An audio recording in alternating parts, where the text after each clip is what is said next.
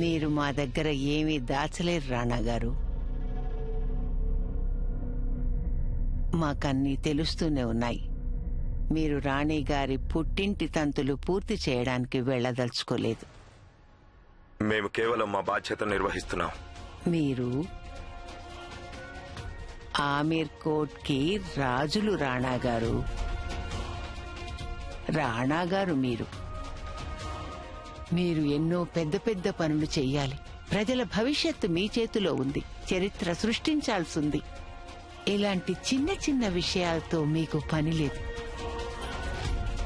గాయత్రి రాణి గారిని పుట్టింటి నుంచి తీసుకురావడానికి మీరే వెళ్లాల్సిన అవసరం లేదు. వేరే ఎవరైనా వెళ్ళొచ్చు. చిన్న చిన్న ఆయుధాలతో పని జరిగిపోతుంటే రాజఖడ్గం అవసరం లేదు.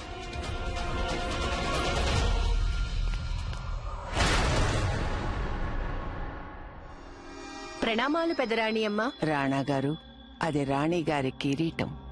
దాన్ని బాగా చూసి ఒకటి గుర్తుంచుకోండి. మీరిద్దరూ రాజుగారు రాణిగారు సాధారణమైన జంట కాదు. మీ బాధ్యత ఒక్కటే, రాజకుటుంబ సంప్రదాయాల్ని పాటించడం. సాధారణ జంటల సంప్రదాయాలు పాటించేందుకు మీకు సమయం లేకపోయినా ఎవరూ మిమ్మల్ని ప్రశ్నించరు. మీరు రాజుగారు, శాసకులు.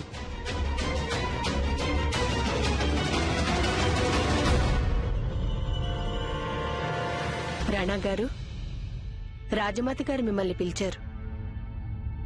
రాణిగారి పుట్టింటికి వెళ్లాలని వారు మీకు గుర్తు చేయాలనుకుంటున్నారు.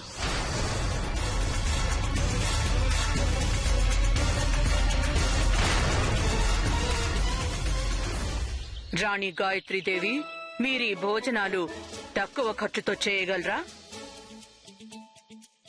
నేను జవాబిచ్చాను. మంత్రి గారు తక్కువ ఖర్చే కాదు, మీరు సెలవిస్తే పైసా ఖర్చు లేకుండా చేస్తానని. నిజంగానా? అమ్మ తోడు. ఆ తర్వాత ఏమైందో తెలుసా? మరిది గారు నాతో అన్నారు, రాణి గాయత్రీదేవి, మీరు మగవాళ్ల మధ్యకొచ్చి మాట్లాడద్దు. అప్పుడు నేనే ఉన్నానంటే, ఎందుకు మాట్లాడకూడదు? భగవంతుడు నాకు ఇంత పెద్ద నాలుగిచ్చింది కేవలం తేనె నాకడానికా అని. అయినా జీవహింస చేసి కడుపు నింపుకోవడం మంచిదేనా అని. కానీ గాయత్రి, నువ్వు రాజభోజనాల బాధ్యత తీసుకోవడం మాత్రం ఏం బాలేదు. గాయత్రి, నువ్వు ఈ బాధ్యత పూర్తి చేయలేవేమో. తల్లి తోడమ్మా. అవును గాయత్రి, ఇన్నేళ్లుగా కాపురాలు చేస్తున్న మాకే ఓ 20 మందికి విందు భోజనాలు వండినా ఒళ్లంతా అలసిపోతుంది. నువ్వింతమందికి రాజభోజనాలు ఒంటరిగా ఎలా తయారు చేస్తావు? నీతో పాటు నేను వచ్చి నీకొంచెం సాయపడతాను. అమ్మా, అది మా అత్తవారిల్లు. అక్కడ పనులన్నీ నేనే చూసుకోవాలి. అయినా అమ్మా, నేనక్కడ ఒక్కదాన్ని కాదుగా, నాతో పాటు ఎంతో మంది ఉన్నారు. వాళ్ళంతా నాకు సహాయపడతారు. అయినా అమ్మా, ఇదంతా నేను వారి కోసమే చేస్తున్నాను. ఆయన గౌరవానికి భంగం రానివ్వను నేను. ఇప్పుడు ఆయన త్వరగా నన్ను తీసుకెళ్ళడానికి వస్తే నేను వెళ్లి రాజభోజనాలు సన్నాహాలు చేయొచ్చు. మేము రాణి గాయత్రి కోసం వారింటికి వెళ్ళం. ఏమిటి మీరంటున్నది? మీరు మాటిచ్చారని మీకు మేమిచ్చిన మాట పాటించాం కదా రాజమాత. ఆమీర్ కోట్ కోసం చేసిన వ్యాపారంలో మమ్మల్ని మేం పణంగా పెట్టాం. ఇప్పుడు ఈ యువతి చుట్టూ ప్రదక్షిణాలు చేస్తూ మాటి మాటికి ఆ విషయాన్ని గుర్తు చేసుకోవడం మాకిష్టం లేదు.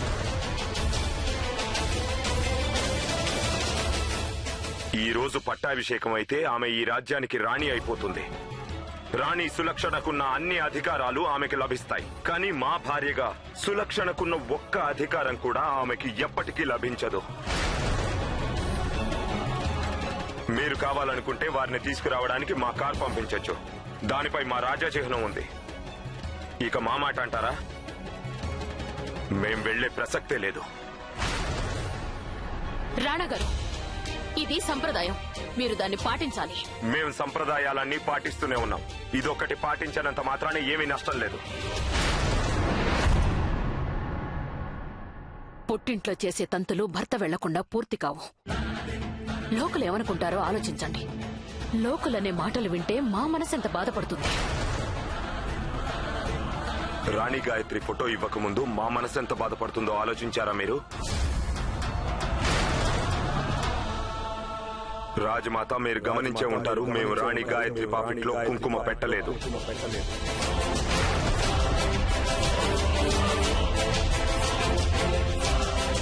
ఇకపై కూడా పెట్టము.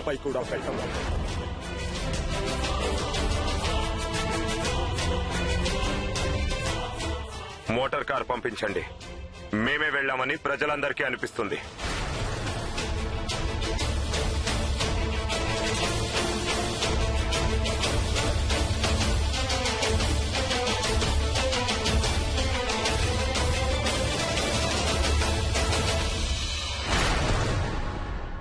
రాముడు కౌసల్య మాట పాటించలేదా?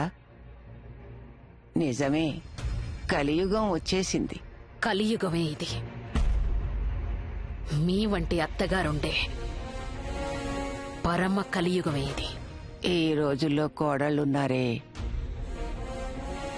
ఆకాశం నేల మీద పడినా ఇదే అంటారు, మా అత్తగారి వల్లే జరిగిందని. మీరు మీ కోడల్ని మళ్ళీ ఇంటికెలా తీసుకొస్తారు? మీరు వేసిన ఎత్తు చిత్తైంది కదా పెద్ద కోడలు గారు.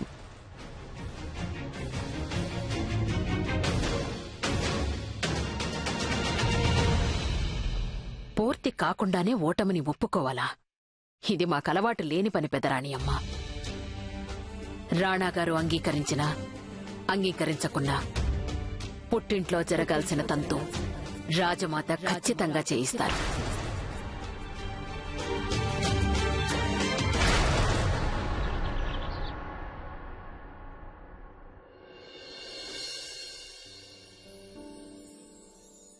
రాణాగారు వచ్చే వరకు నాకు మనసుండి పట్టదు.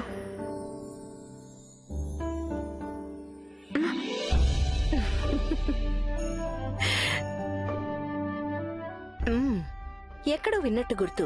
2 పంక్తులు గుర్తొస్తున్నాయి, వింటావా? మనసు మమత అర్పించాను, నీ ప్రేమలో మైమరిచాను, చంద్రుని కోసం చెకోర పక్షినై అభిసారికనే నీ ముందు నిలిచాను. అమ్మా, అలాంటిదేం లేదు. అలాగా? ఆయన వచ్చేస్తారులేవే, ఈరోజే వస్తారు. అత్తారింటికెళ్ళగానే అక్కడ దానివైపోయావా? అమ్మ పరాయిదైపోయిందా నీకు? అమ్మా, నేను రాజ్మహల్ విందు గురించి ఆలోచిస్తున్నాను. నువ్వే అత్తా, నా గురించి ఆలోచించేవా? అత్తా, నువ్వు నాతో మాట్లాడవేంటి? మరేమో మీ ఇద్దరితో ఒక ముఖ్యమైన విషయం మాట్లాడాలి.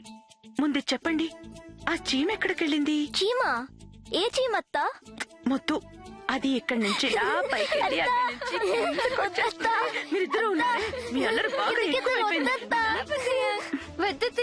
ఏంటత్తా ఈ చీమాట ఆడుతూ కూర్చుంటే మనం బయటికి వెళ్ళేటప్పుడు సైకిల్ నడుపుదాం. ఏమిటి, సైకిల్ నడపడానికి వెళ్తావా? ఎవరు ఎక్కడికి వెళ్ళట్లేదు. ఎవ్వరు వెళ్ళరు. వెళ్ళకూడదని చెప్పానా? అరే, మీ అత్త ఇప్పుడు కేవలం అత్తే కాదురా, రాణిగారైంది. రాణిగారు ఇలా మిట్ట మధ్యాహ్నం పూట సైకిల్ నడపడానికి వెళ్ళరు. అయితే సాయంకాలం వెళ్దాం. గాయత్రి, కొంచెం నచ్చ చెప్పు వీళ్ళకి. అమ్మ, వాళ్ళ సంగతి నాకు వదిలే. ఇప్పుడు ఏం చేయాలంటున్నారు? ఆడుకోవాలి. ఆడుకుందాం, షష్. కానీ కాసేపే. పదండి. ప్రస్తుతం ఇంట్లోనే ఉంది, కానీ ఎంతసేపు అలాగే ఉండగలదు? బయటకు వచ్చి రాగానే మనం దాని పని పడతాం. వదిలిపెట్టే ప్రశ్నే లేదు. మహారాజా, ఎంత కోపంగా ఉన్నారెందుకు? శాంతించండి. ఏమైంది అసలు? ఇవాళ రాణి గాయత్రి మంత్రివర్గ సభ్యుల ముందు లక్ష్యరాజుని అవమానపరిచింది. అవును. ఇప్పుడు లక్ష్యరాజు ప్రతీకారం తీర్చుకుంటానంటున్నారు. నిజంగానా? ఏం చేస్తారట? తమ పథకం ఏంటో మనకి చెప్పనంటున్నారు. మేము నచ్చజెప్పే ప్రయత్నం చేశాం, కానీ నిర్లక్ష్యంగా మీరు జోక్యం చేసుకోవద్దన్నారు. మహారాజా, మీకు గుర్తుంది కదా, మీరెంతో ప్రేమగా గారాబంగా మన లక్ష్యరాజుని గుండెలకి హత్తుకున్నారు. ఈసారి కూడా అవకాశం ఇచ్చి చూడొచ్చు కదా. క్రితం సారి ఏమైందో మీరు మర్చిపోయినట్టున్నారు. కోకిల, మీ గారాల కొడుకు గారు ఓడిపోయారు వారు. అలా ఓటమిని మీరు కూడా చవిచూశారు కదా రాజావారు. కానీ ఈసారి విజయం మాకే దక్కుతుంది. ఎవరో ఓ మామూలు వ్యాపారి కుమార్తె ఇలా రాణి అయి లక్ష్యరాజుని అవమానపరుస్తుందా? మేము ఆమెని ఎలా అవమానపరుస్తామంటే ఆమెకి ఈ రాజమహల్లోనే ప్రవేశం ఉండదు.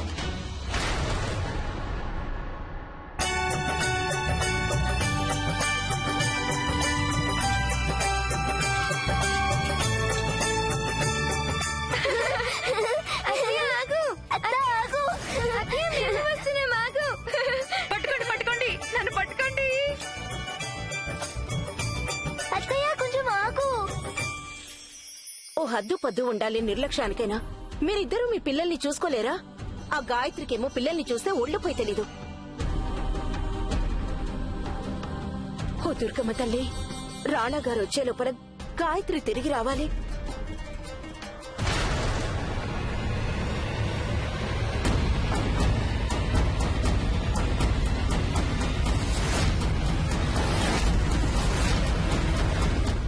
రాజమాత ప్రియంవదాదేవి విచ్చేస్తున్నారహో.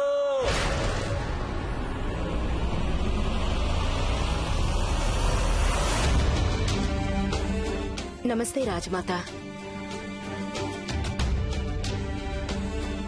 దయచేయండి. స్వాగతం.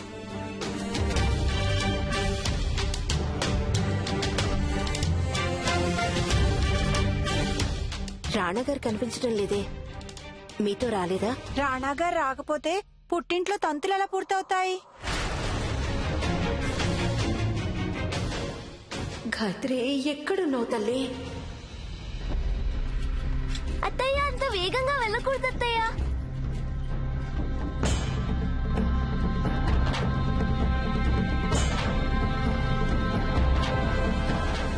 అత్త చాలా దూరం వెళ్ళిపోయినట్టుంది. పదన్నయ్య వెళ్ళి పెట్టుకుందాం.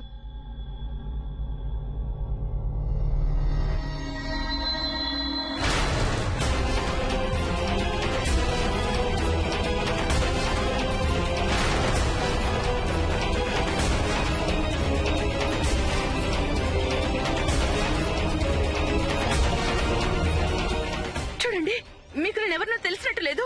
తెలుసు కదా రాణి గారు, కానీ మీరు భయపడొద్దు. మేమేమి మీ ప్రాణాలు తీయం. అయితే మహారాణి గారు దర్బార్కు వచ్చిన ప్రజలు ఒట్టి చేతులతో వెళ్ళకూడదు కదా? ఏం కావాలో చెప్పండి మీకు, కానీ ప్రస్తుతం మా దగ్గర ఏమీ లేవు. ఉన్నాయి. ఈ బట్టలున్నాయి. ఇవన్నీ తీసి మాకు ఇచ్చేయండి. మేము స్టడీ చప్పుడు కాకుండా వెళ్ళిపోతాం. అప్పుడు మీరు కూడా మీ ఇంటికి వెళ్ళిపోవచ్చు. చెప్పండి, ఆ పని మీరే స్వయంగా చేస్తారా లేక మమ్మల్ని ఆ పని చేయమంటారా?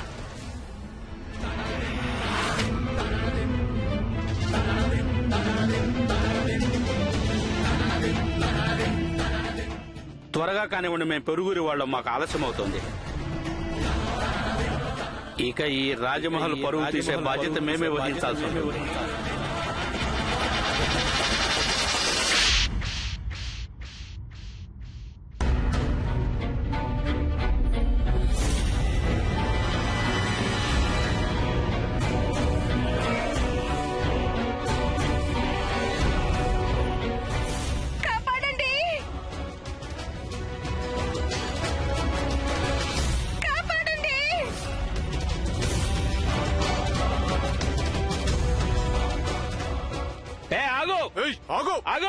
ఆగమంటుంటే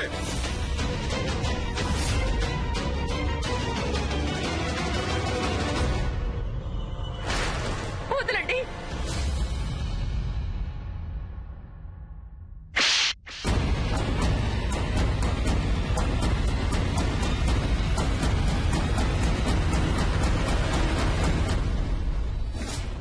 ఒలిచేయండి దీని బట్టలు. ఆగండి. ఒక ఆడదాని మీద చేయి వేసే ముందు ఒకటి ఆలోచించాలి. మీకు జన్మనిచ్చిన అమ్మ కూడా, ఆమె కూడా ఒక ఆడదేనని.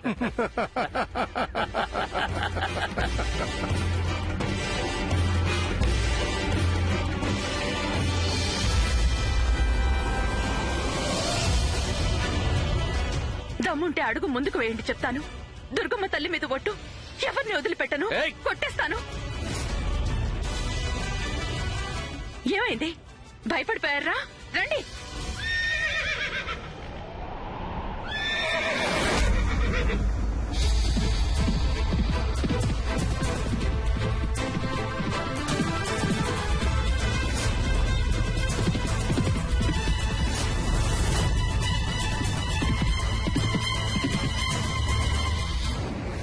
చూడండి మాతో పాటు ఎవరొచ్చారో. రండి.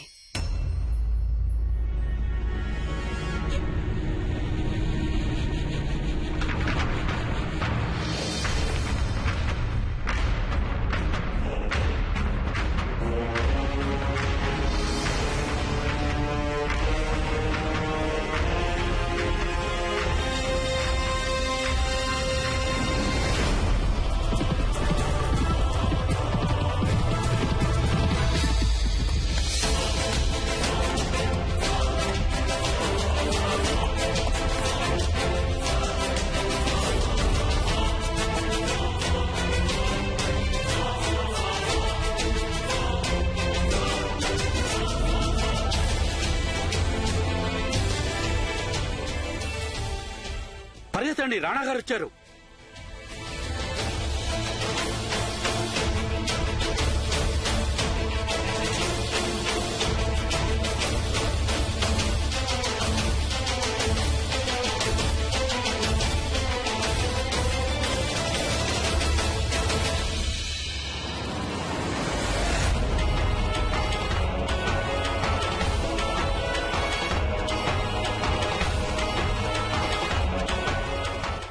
ప్రణామాలు.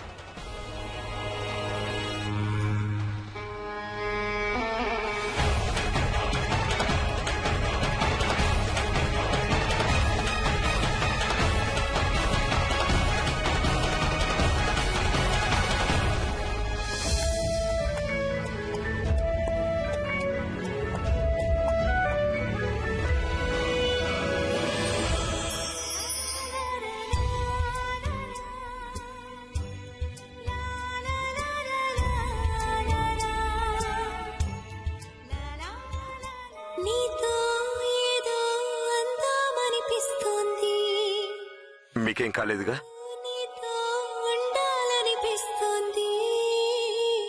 మాకు ముందే తెలుసు మీరు తప్పకుండా వస్తారని. రాణి గాయత్రీదేవిపై ఎవరైనా దాడి చేస్తే దాని ప్రభావం రాణా ఇంద్రవదన్ పరువుపై పడుతుంది. మీతో పాటు మా గౌరవాన్ని కూడా రక్షించుకోవడం మా ధర్మం.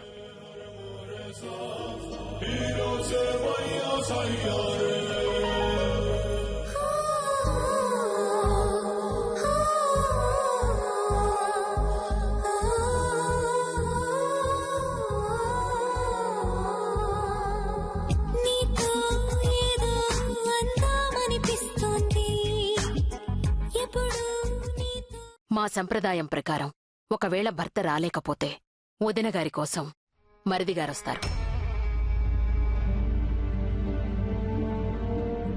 రాణా గారు ఆంగ్లేయుల రెసిడెంట్ ఆఫీసర్ మిస్టర్ విల్కిన్సన్ ని కలవడానికి వెళ్లారు. రాణా గారు రానంత మాత్రాన ఏమవుతుంది? చినరాజావారొచ్చారు తమ వదిన గారి కోసం.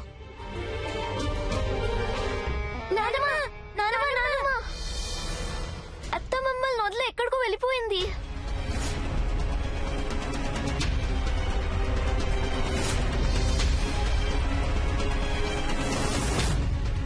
మాయ తిరగానే సైకిల్ నడుపుతుంది, మళ్ళీ అంతలోనే ఎటో వెళ్ళిపోయింది.